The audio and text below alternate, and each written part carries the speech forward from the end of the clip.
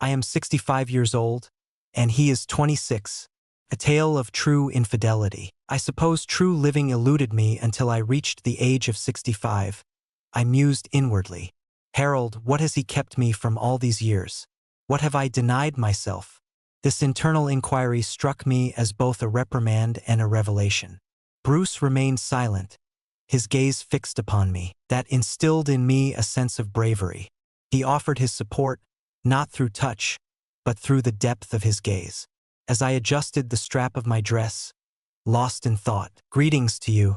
I didn't notice your presence until now.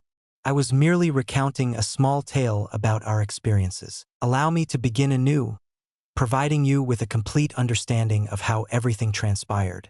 I had reached the age of 65. Honestly, I never imagined that something as simple as tidying up could result in this. All because of my step-grandson's unexpected arrival. 12 years had slipped by since my husband Harold departed from this world, a span that had left me enveloped in solitude and the weight of widowhood for far too long. As the late morning sun filtered through the windows, I resolved to confront the task I had long evaded. Cleaning out the basement, that disordered nook of the house I skirted around whenever it entered my thoughts, the mere idea of it constricting my chest. Yet, I had summoned the courage to confront it. The dimly lit room brimming with forgotten boxes, the stale scent of neglected treasures, and the echoes of a lifetime's worth of memories. As I lifted the lid of the first box, I was met with an unexpected surprise. An old photo album from my youth, a relic of days gone by. As I perused its pages, a singular photograph captured my attention. The scene unfolded at a beach party. There I stood, a margarita cradled in one hand, adorned in a vibrant orange bikini, laughter spilling forth as if the weight of the world had vanished. A joyful young Lorraine, radiating happiness, gazed back at me. The sight of that photo awakened a deep feeling within me. A blend of warmth and melancholy enveloped the moment. Long-buried memories, desires once hidden, and excitement long suppressed surged forth in a tidal wave. At that moment, a noise echoed from the basement door. With a jolt, I pivoted to find Bruce, my step-grandson, poised before me. It had been 4 long years since I last laid eyes on him. He appeared more robust now, more mature, with that unmistakable smile of his. The most recent occasion I laid eyes on him, he was just 23 years old. At that moment, he was likely around 26 years old. "Surprise," he declared, raising a coffee cup high above his head. "Bruce, when did you arrive?" I inquired, taken aback, yet truly delighted to encounter him. At that moment, he responded, descending the stairs with purpose. "I noticed your car parked outside and thought it would be a good idea to come in. It seems assistance might be in order." I was on the verge of declaring, "No, I've got this under control." Yet, before I had the chance, he had already approached. An unwavering expression etched upon his youthful features. His gaze fell upon the album I clutched in my hands. "What's this?" he inquired, just as I was about to seize the photo from his grasp. I stood still, caught in a fleeting pause. His gaze was fixed on the image of young Lorraine by the shore.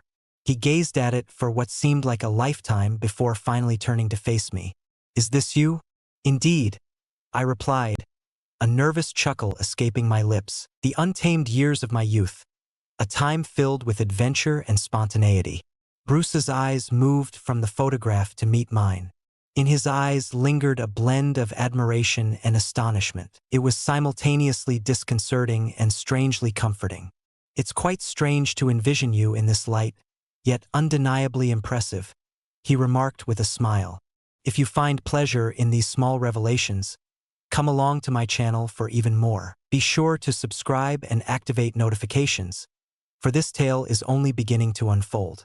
This is an experience you definitely won't want to overlook." A flicker of an elusive sensation stirred within me, a feeling I struggled to comprehend. Emotions I had long concealed, feelings that Harold had never genuinely stirred within me. They emerged briefly from the depths. Yet this felt all wrong. Simply couldn't be. "Enough with the nostalgia," I declared briskly, shutting the album with a decisive snap. "It is time to begin the process of removing these aged boxes from this space." Yet, I remained oblivious to the destination that awaited me, shaped by that photograph, Bruce's myriad expressions, and the tempest swirling within me. Bruce softly halted my hands as I attempted to shut the album.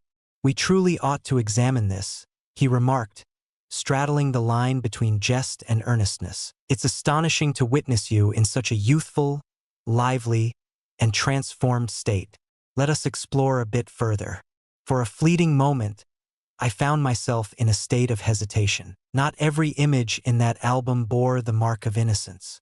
Beyond those carefree beach snapshots, there existed bolder photographs, moments that encapsulated the untamed spirit of my youth. Yet, witnessing the sheer fascination in Bruce's gaze and sensing the admiration radiating from him, I found myself unable to refuse. "Very well," I replied, a faint smile gracing my lips. "However, a few of these photographs may be somewhat overwhelming." Bruce let out a soft chuckle and gave a knowing nod. "I'm sure everything's great," he remarked, settling the album into his lap. As he settled beside me, his breath lingered near enough to caress my skin. As we turned the pages, the beach party photographs transitioned into glimpses of my college days spent in nightclubs. A single photograph captured me in a snug, backless red dress, swaying with a hint of tipsiness. Bruce paused, his gaze fixed on it for an uncomfortably extended moment. "Is this truly you?"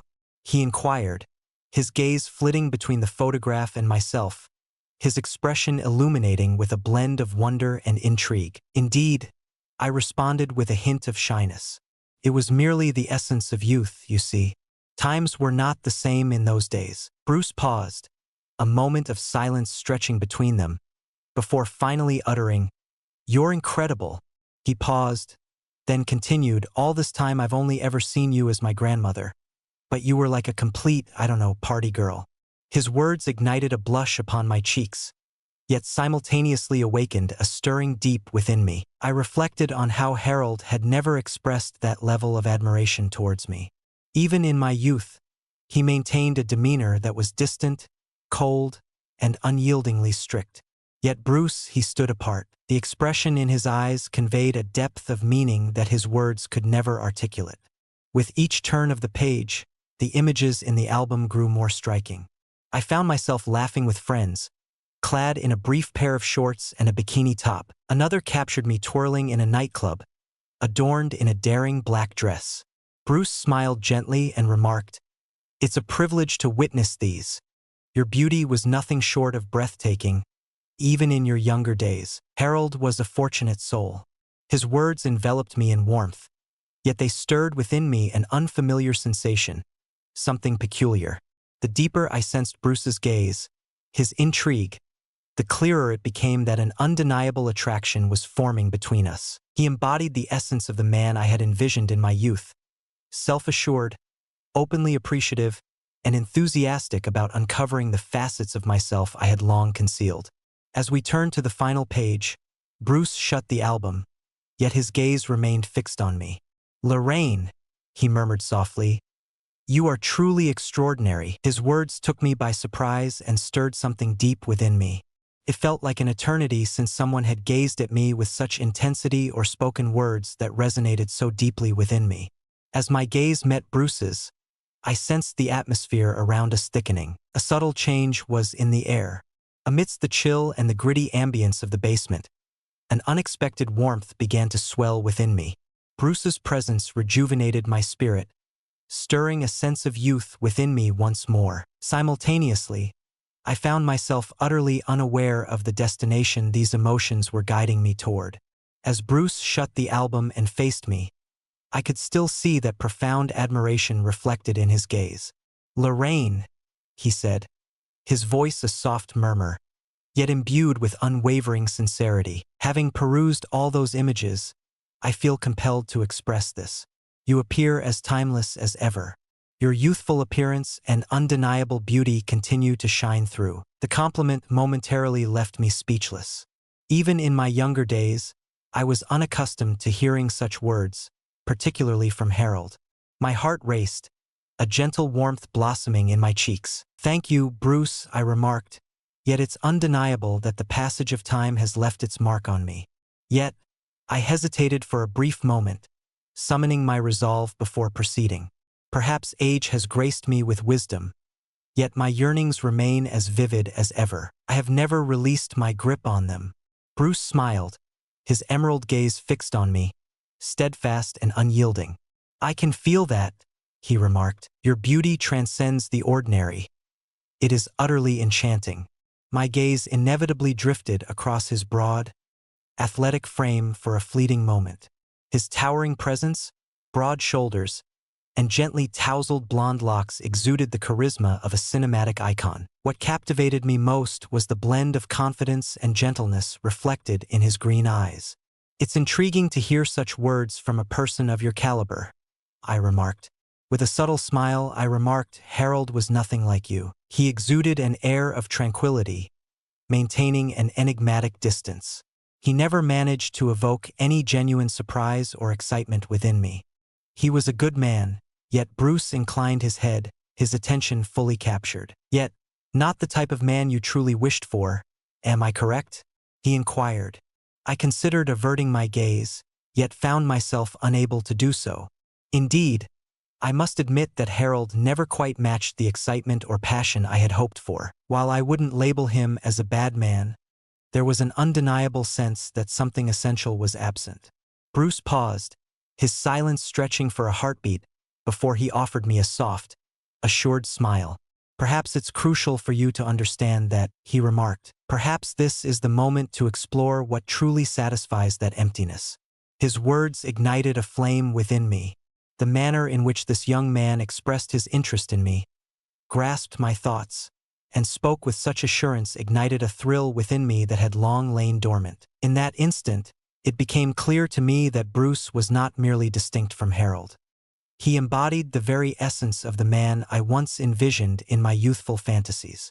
Yet, I found myself uncertain of where these emotions might lead, or if they were truly the path I should follow. After a brief moment of stillness, Bruce rose to his feet and tucked his hands into the comforting confines of his pockets. Once more, his green eyes found their way back to me. I'll just put the bike in the garage and be right back, he said, his voice steady and assured. However, Lorraine, do not linger in the basement. Please wait for me in the living room, if you would be so kind. The assuredness in his voice and the manner in which he commanded the room had a remarkable impact on me. I gave a subtle nod, signaling my agreement. Very well, Bruce, I remarked. Bruce ascended the stairs with brisk strides, and as I observed his departure, I couldn't help but reflect on how his passion for his motorcycle was influencing my own feelings. I envisioned the way he could appear, engrossed in his task or gracefully navigating the ride. Vibrant, fervent, resolute, precisely the type of man I envisioned in my youthful dreams. He embodies everything I had always envisioned, I whispered softly to myself. Despite our complex family ties, the emotional intensity was undeniable. His impact on me is undeniable. I transitioned to the living room and settled in, anticipation hanging in the air. Before long, Bruce reappeared, a bottle of wine in hand. As soon as my gaze fell upon the label, a wave of recognition washed over me. It was the wine I cherished most, Rose. Unbeknownst to me, the source of his knowledge and the reasoning behind his thoughts remained a mystery. Yet, once more, I sensed a flicker of something profound awaken within me. I acquired this from the finest source available, he remarked, a subtle smile gracing his lips. I trust it resonates with you. Do you enjoy it? I exclaimed in astonishment. Bruce, this wine happens to be my favorite. How did you come to know that? He shrugged, an expression on his face that implied he was reluctant to elaborate. In my youth, I found myself attuned to the subtle nuances around me. It seems my memory served me well. For a brief moment I came to a halt. The depth of this young man's recollection about me was profoundly moving. Bruce, I murmured gently, this wine is truly exceptional and remarkably considerate. Thank you very much. He uncorked the bottle, letting the rich liquid flow into 2 waiting glasses, before extending one toward me with a subtle gesture. Let us weave some cherished memories this evening, Lorraine, he remarked. I lifted my glass, and together we shared a toast. With the initial sip, The distinct flavor of the rose twirled on my palate, drawing my gaze irresistibly to Bruce. As the dialogue unfolded, I felt an undeniable attraction to him, not merely for his appearance, but for the depth of his thoughts and the grace with which he presented himself. As our glasses approached emptiness, Bruce's gaze found mine once more, a moment suspended in time. His gaze held a warmth, an irresistible pull that I found impossible to ignore. Within me, a tumultuous wave stirred, a blend of trepidation and exhilaration. Yet the destination of these emotions remained a mystery. In an unexpected moment, Bruce came to a halt. He placed his glass on the table and redirected his gaze toward me. This time, his gaze held a fiercer resolve, a deeper intensity. "Lorraine," he murmured, his voice a soft whisper, yet brimming with an emotion he could not conceal. I gazed at him and became aware that my breath had quickened. My heart raced within my chest. "Indeed, Bruce," I murmured, my voice scarcely rising above a whisper, as if it struggled to find strength. At that instant, Bruce extended his hand toward mine, the gentle caress of his fingers gliding over my delicate, slender hand ignited a torrent of emotions within me. "Pains me to admit this, yet," he commenced, "when I gaze upon you, I find myself utterly captivated. Your beauty transcends the ordinary. You embody so much more than I ever envisioned." His words resonated within me, stirring a warmth that crept into my cheeks. "Bruce, you possess a unique quality that sets you apart," I began, but just as I was about to conclude, he paused for a fleeting instant before drawing closer. In that instant, it seemed as though my heart was on the brink of ceasing its rhythm. As he drew nearer, a voice inside urged me to resist, yet the magnetic attraction I felt was impossible to ignore. As his lips met mine, with a measured slowness, time itself appeared to stand still for a fleeting moment. The tension in the room was palpable, neither of us sure what to say. It was soft yet profoundly resonant. Long-buried desires surged forth, breaking the surface after years of silence. As his powerful hands found their way to my waist, I allowed myself to completely yield to the moment. As Bruce's lips parted from mine, the palpable tension between us hung in the air, refusing to dissipate. My heart raced uncontrollably. I gazed at him, wishing my eyes could convey the depth of my emotions, yet articulating those feelings felt utterly unattainable. In that instant, compelled by an irresistible urge, I leaned closer and pressed my lips against his once more. This time, it was I who took the initiative. As my lips met his once more, a spark ignited within me, awakening a long-dormant part of my soul. Initially taken aback, Bruce swiftly found his voice and replied. Our kiss deepened, igniting a fervent passion between us. His hand glided to my waist, his strong fingers drawing me nearer with a touch that was both gentle and resolute. His warmth enveloped me, spreading through every inch of my being. As we reclined together on the couch, the distance between us had all but vanished. His presence, his breath, everything about him enveloped the moment entirely. As I leaned against Bruce's chest, an unsettling sensation started to awaken within me. My heart raced, yet this time it was not out of fear or uncertainty. A fervent yearning to release entirely consumed me. I gradually lifted myself, sensing his inquisitive yet tranquil stare upon me. His eyes, sharp and penetrating, appeared to grasp the depths of my being without uttering a single syllable. Rising to my feet, I paused briefly, my heart racing as a fierce, commanding impulse surged within me.